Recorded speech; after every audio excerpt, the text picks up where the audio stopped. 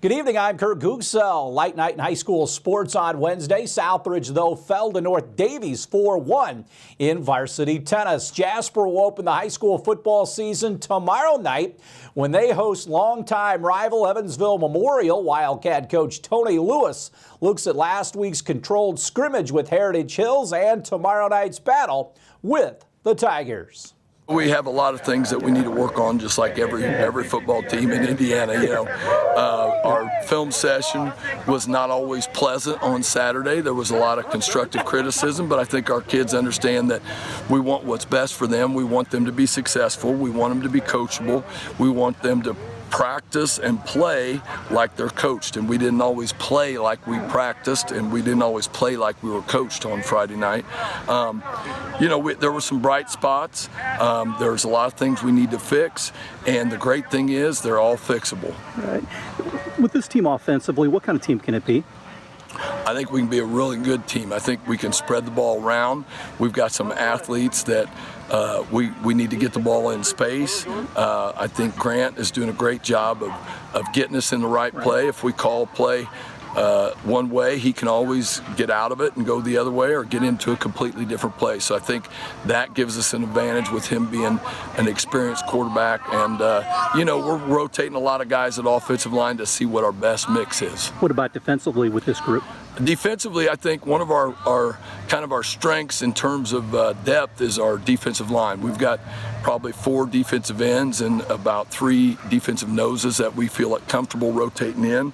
Linebacker, we're kind of at a pair and a spare kind of situation, and DBs we're at a pair and a spare, but we really like the depth of our defensive line. What do you expect out of Memorial in this opener?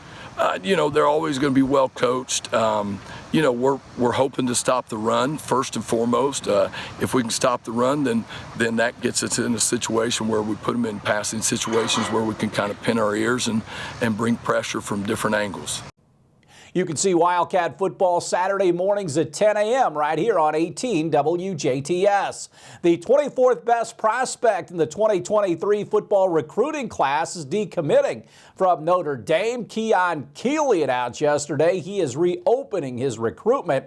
The Florida native is the top-ranked defensive end in the 2023 class. Keeley has offers from Alabama, Ohio State, and Florida, among others. Meanwhile, the Fighting Irish still have 15 top 300 commitments in their 2023 recruiting class. The Colts are losing a member of their rookie class to a season-ending knee injury. Andrew Ogletree, the tight end, suffered a torn ACL during Wednesday's team practice with the Lions. Ogletree was drafted in the 6th round of the NFL draft, had already impressed during training camp. Indianapolis takes a hit to its tight end depth behind presumed starter Mo Alley Cox. Colts and Lions will play preseason game number 2 Saturday at Lucas Oil Stadium.